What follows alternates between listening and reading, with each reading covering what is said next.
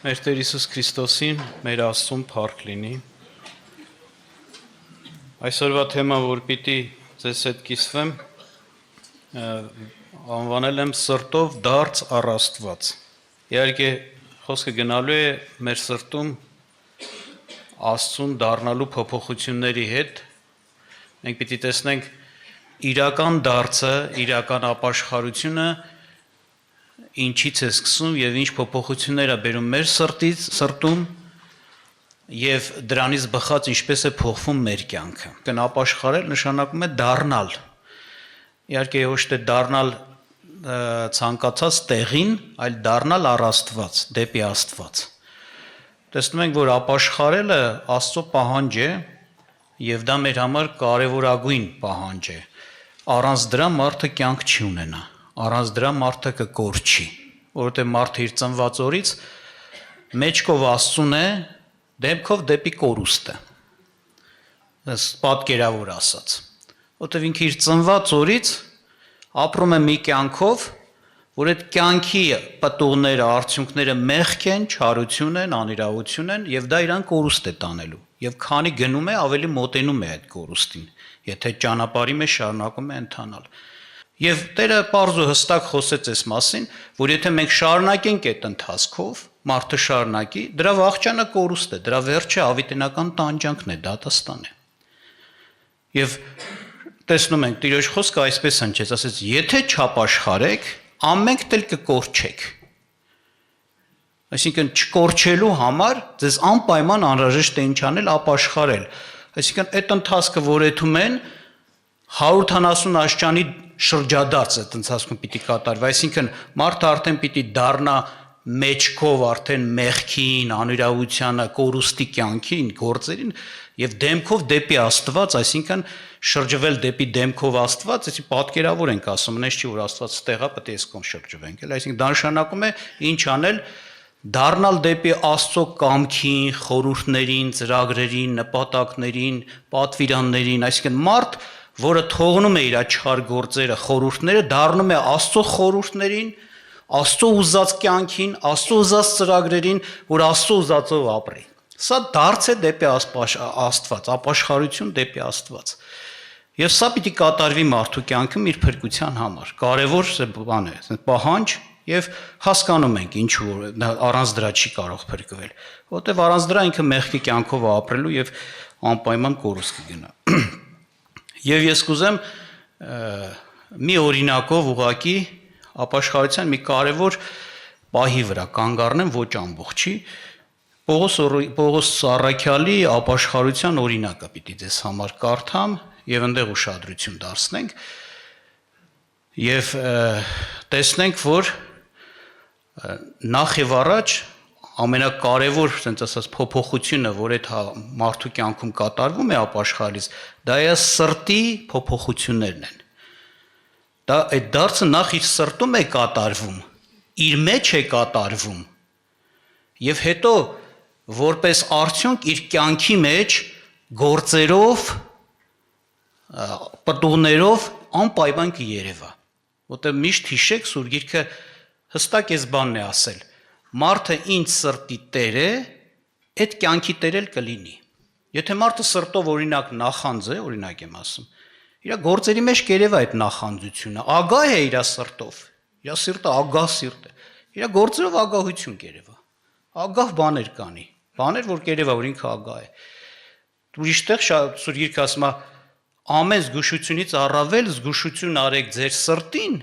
ինչու համար տեն շատ զգուշ լինես քո սրտին, որովհետև ասում է այնտեղից է կյանքի ելքը։ Այսինքն քո սրտից բխում է քո կյանքը։ Ինչ սիրտ ունեցար, ինչ խորհուրդ, ինչ որոշում, ինչը հետ համաձայնվեցիր, հոժարվեցիր, հավանեցիր, էդ էլ ապրելու ես, ուրիշ բան չես անելու։ Էդ էլ անելու ես։ Եվ հետաբար մինչև որ մենք պիտի օրինակ ունենանք ապաշխարության պտուղներ, Աստծուն հաճելի կյանք, այսինքն Աստծո ուզած կյանք, նախ հետի մեր սրտում պիտի էդի հաստատվի։ Այդ փոփոխությունը մեր սրտում պիտի կատարվի։ Մեր սրտում պիտի այդ ընտրությունը լինի։ Մեր որոշումն ու հոժարումը կատարյալ, բացարձակ եւ ասենց ասած ընդմիշտ մի որոշում։ Եվ ինչ որոշում բնական է, եթե դառնում ենք դեպի Աստված սրտով նախ, դա նշանակում է ինչ պիտի անենք, ամբողջ սրտով պիտի հոժարվենք իր կամքը կատարելուն։ Եվ իր մեր, ասած ասած, կյանքի բոլոր պահերի մեջ դա պիտի արտահայտվի։ Ուրեմն Գործարքայլոց 9-րդ գլուխ առաջի խոսքից որ կարդում ենք մինչև 9-րդ խոսքը, հետո գուցե կշարունակենք, ասում է, բայց Սողոսը, իհարկե այստեղ Պողոս չի ասում, Սողոս, որտեղ մինչև ապաշխարելը Սողոս, Սավուղ անգամ այդ անուններով էր Պողոսը կոչվում, հետո նոր Սուրբ Գիրքը նրան ներկայացնում է նաև մեկ այլ անով Պողոս։ Հիմա թե փոփոխությունը ոնց էր, ինչպես կատարվեց, ամենայն դեպս, որ ասում է Սողոսը, դա նույն Պողոսն է, էլի, մինչև ապաշխարելը։ Բայց Սողոսը դեռ սպառնալիք եւ մահ շնչելով Տիրոջ աշակերտների վրա քահանաների մոտ եկավ եւ նրանից թղթեր խնդրեց Դամասկոս ժողովարանների վրա, որ եթե մեկին գտնե այն ճանապարհին հետևող մարդիկ կամ կանայք, նրանց կապած բերե Երուսաղեմ։ Ուրեմն Պողոսը ասում է մահ էր շնչում քրիստոնյաների հանդեպ, այսինքն պատրաստ էր սպանելու, բռնելու, բանտ գցելու, այս գործողությունների մեջ էր։ Հատուկ գնաց քահանաների մեջ մոտից, ասենց ասած թույլատրություն,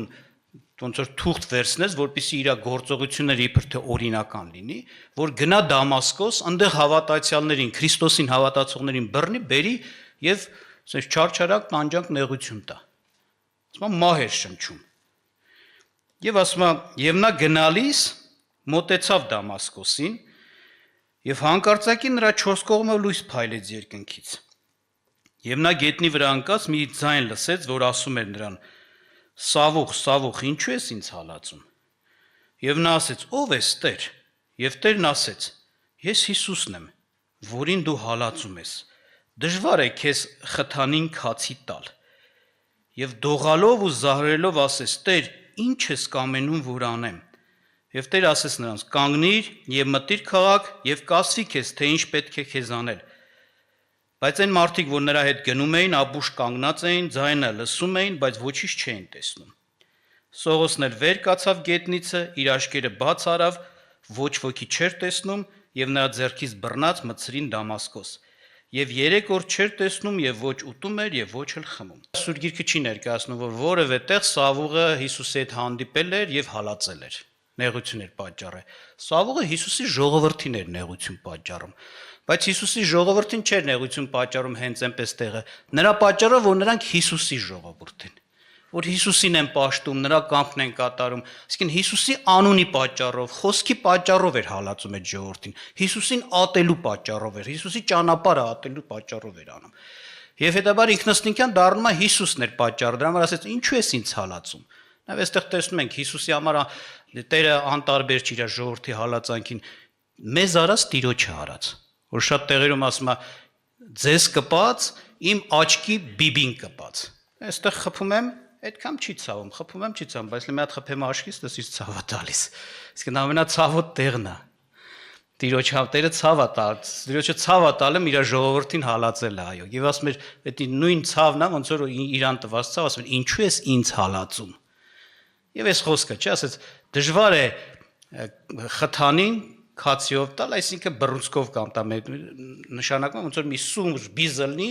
դու ուզենաս այդ բզին խփես, օրինակ վնաս տաս, այն էլ ձեռով։ Խփելու ես այդ բիզը քո ձեռը մտնի, բիզը ոչինչ չի լինելու, բայց դու վնասվել ես, որտեվ քո ձեռն է մտնելու։ Սավուղը այդ գործողության մեջ էր։ Արդյունքում Աստված հաղթելու էր, Քրիստոսին ոչինչ չէր կարող նա անել։ Այսպես էր։ Եվ հետաքրքիր է, ինչ կատարվեց։ Անմիջապես զարմանալի փոփոխություն։ Այն մահ շնչողը, թարսված, հակառակվողը, որ Քրիստոսի ճանապարհին հետ կապված ուներ, երբ որ այս հայտնությունը ունեցավ ճանապարհին, տեսնում ենք, իր մեջ անմիջապես իր սրտում կատարյալ մի հատ փոփոխություն կատարվեց։ Տեր, ինչ ես կամենում, որ անեմ։ Այս հարցը տվեց։ Այսինքն այս հայտնությունը ընդունելուց հետո նա որոշեց, ամբողջ սրտով որոշեց, որ ինչ որ Տերը Հիսուսը, որ հասկացավ ով է իր հետ խոսողը եւ հասկացավ այս իրականությունը, որ ինքը սխալ է եղել։ ինքը սխալ է եղել, որովհետև հարություն է առել Հիսուսը եւ իր հետ հիմա խոսում է։ Եվ որ ինքը ճանաչեց իր ճշմարտությունն ու իրականությունը, բացահայտեց իր մեղավորությունն ու չարությունը, ինքը որոշեց, որպեսզի ել այդ կյանքով չապրի, ել այդ ընթացքը չունենա։ Ինչ ես կամենում անեմ Տեր։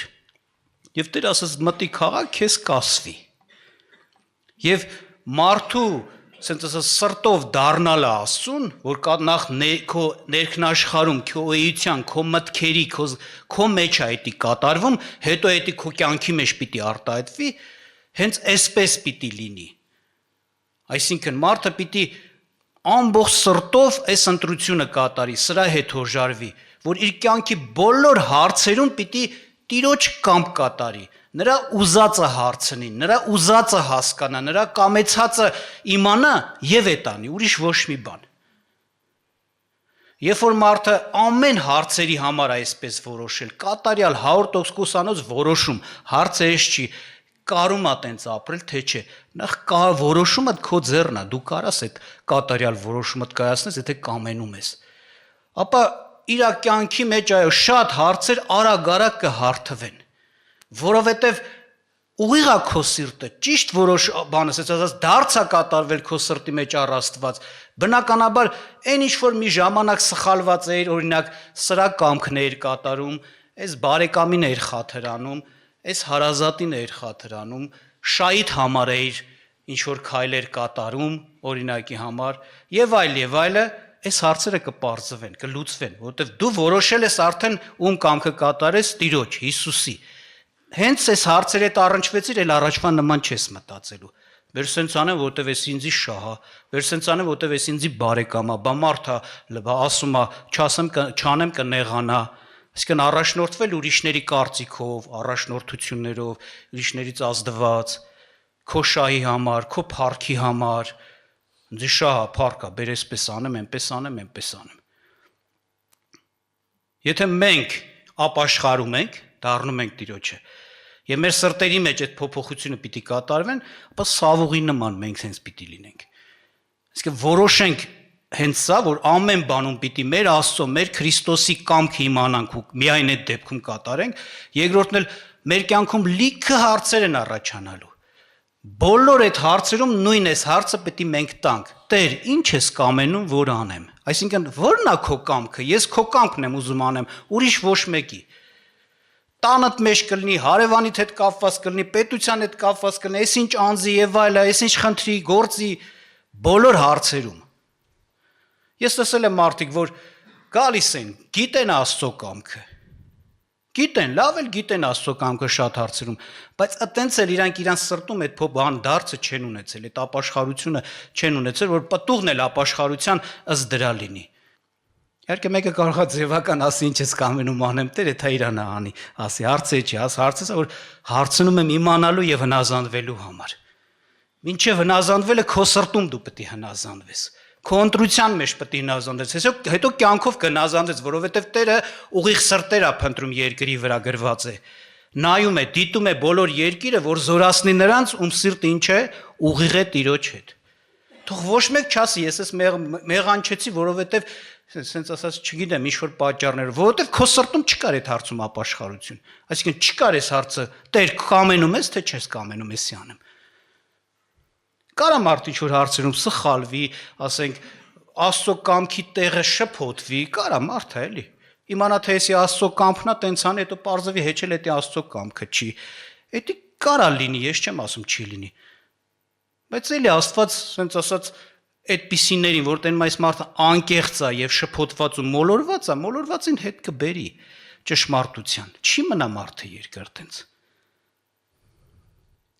Ուրեմն այդ հարցը ձեզ տվեք։ Ավելի ճիշտ այդ ձևով ձեզ քննեք։ Ես անում եմ այդպես իմ կյանքի մեջ։ Եթե այդպես ուրեմն իրոք դու սրտով Հիսուսին դառած, Աստծուն դառած մարդ ես, ամեն ինչում էլ ուզում ես Աստծուն հաճելի լինի, հենց դա կոչվում է ապաշխարություն։ Եվ Տեր մենք Պողոսը հենց այնպես չասես, ինչ ես կամենում անեմ Տեր։ Շարունակությունը որ կարդում ենք, իրոք Աստված ինչ ասեց, էդ էլ արեց։ Տիրոջ համար մեռնելու էր այդում ինքը։ Տեղ կար գնում էր ավետարանչություն անելու, Տերը հայտնություն է տանում, այս տարածքը չմտնես։ Պետք չի հիմա։ Չէր մտնում։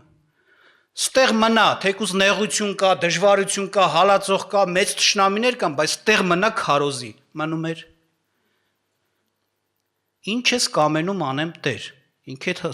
հարցի մեջ էր անդադ Տիրոջ հետ, եւ Տեր իր կամքն էր հայտնում։ Եվ շատ ժամանակ գիտեք խի կարող մարդուն Տիրոջ կամքը նաև չհայտնվի, չհասկանա, որովհետև ինքը իրականության մեջ սրտում չունի այդ ընտրությունը, որ հասկանա։ Այսինքն Տերը ասի էլ չասի էլ ինքը չի ընտրելու։ Ձևական փնտրել կարա լինի դա։ Այդպես է։ Եվ տեսնում ենք, արդեն սրտի ապաշխարությունից կյանքի պտուղներ, սրտի փոփոխությունից, ընտրությունից կյանքի գործեր։ Շարունակության մեջ ինչ ենք տեսնում, ասում է, ինքը աղոթք էր անում Տիրոջը, եւ Աստված Անանիա անունով մի քրիստոնյայի հավատացյալ մարդ ուղարկեց, եւ նրա վրա ձեռք դրվեց, նա աշկերը բացվեցին, նա մկրտվեց, եւ հելավ ասում է սկսեց ինչ անել, այն ինչ որ հակառակ էր խոսում Քրիստոսին, Քրիստոսի ճանապարհին, հակառակ սկսեց խոսել Քրիստոսի Աստծո որդի լինելու, փրկիչ լինելու, թագավոր լինելու մասին։ Անկամ Փիլիպեցիս թղթում ինքը իր ապաշխարության մեջ մասին էս ասում, շատ բաներ կար, որ ինձ աշխարհի տեսակետից շահ էր երևում։ Եվ ինքը թվարկում է իր ազգի պատկանելությունը, ցեղային պատկանելությունը, իր փարիսեցի լինելը, հոգևոր կերպարանք ունենալը, օրենքի նախանձավոր լինելը, ասում սրա կարծես թե այնց հավատացյալ մարդ է ես ինձ տեսնում, Պողոսը ասում, բայց ասում այդ ամեն ինչը աղբ համարեցի, որ Քրիստոսին շահեմ, որ նրա հարությանը հասնեմ։ Այսինքն այսպիսի ապաշխարություն, մերժեցի ամեն տեսակ բաներ։ Շատ բաներ կա, որ էդի քո հասկացածն է, աշխարհի դրվածքն է, հայրերի ավանդույթն է, հայրերի սովորույթն է։ Դու պետք է չասես, դե սրանք հոգևոր բաներ են, հասկանալի է, ես պետք է պահեմ, պրոստը որ գողանում է, էլ պետք է չգողանամ, սուտ է խոսում, էլ պետք է չխոսամ։ Ոչ, ամեն հարցերը, այդ հարցերն էլ պետք է նայես, լավ, ես մինչև այսի հոգևոր եմ համարել, հոգևոր պահվածք ու քայլ եմ համարել ու արել եմ։ Հիմա նայեմ, իմ Տերս էդի իրոք նրանից է եւ հավանում եմ։ Դրա համար ստեղ կա Սուրբ Գիրքը ասում է Իսրայելին ասում է ով Իսրայել երբ որ դառնալու կլինեք դեպի ինձ դառեք ես որ կարդում եմ ասում եմ բայ լուր պետք է դառնան Տեր Աստված մեկ էլ նայում ես այս կուրքից հրաժարվեցին հիասթափվեցին դառան այն կուրքին այս կուրքից հրաժարվեցին դառան այն կուրքի վերջ-վերջո Աստծուն չդառան այնի թողում են բայց Աստծուն չեն դառնում եւ ուշադրություն դասեք Անանիայի մոտ ուղարկեց Աստված Տերը Տերը չասեց, այս արա, այն արա, այն արա, ասեց, քեզ կասվի։ Հարցեր էլ կան, կարող է հենց այդպես քեզ էլ ասի, քեզ կասվի։ Այսինքն դու պիտի այն մարդկանց պատվես եւ նրանցից օգտվես, ում որ Աստված դրել է առաջնորդելու հարցում։ Շնորհք ա տվել եւ կարողություն տվել։ Այսինքն ապաշխարության մեջ դա էլ է մտնում։ Հարցեր կա, կարող դու չես էլ կարող կողմնորոշվես։ Գնաս ինքնագլուխ քայլեր անես, կարող անես մեծ վնասներ բերես, անես խշմտանքի տակ ընկնես, ոնց որ ասենք դրանի շկարնաս էլ ազատվես այդ քո խշմտանքից։ Դրա համար Տերը դրել է, որ քեզ ասուղել լինեն։ Իր կամքը հարց իմանաս են մարդկանցից, ում որ Աստված որոշել է նրանց միջոցով քեզ քո իր կամքը հաղորդի։ Ոնց որ Պողոսին ասեց, քեզ կասեն։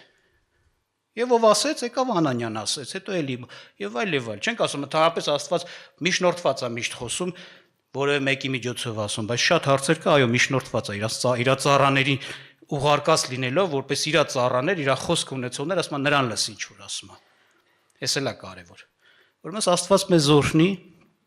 որպեսզի մենք իրոք մեր սրտում այս կատարյալ ընտրությունն ու դարձը ունենանք եւ դրանից հաջողությունա լինելու մեր կյանքի մեջ, որ Աստծո ուզած պտուղներ ունենանք, կյանքով ապրենք։ Հովհաննես Մկրտիչը քարոզելիս ասում էր ապաշխարեցեք եւ ինչ ապաշխարության արժանի պտուղներ բերեք։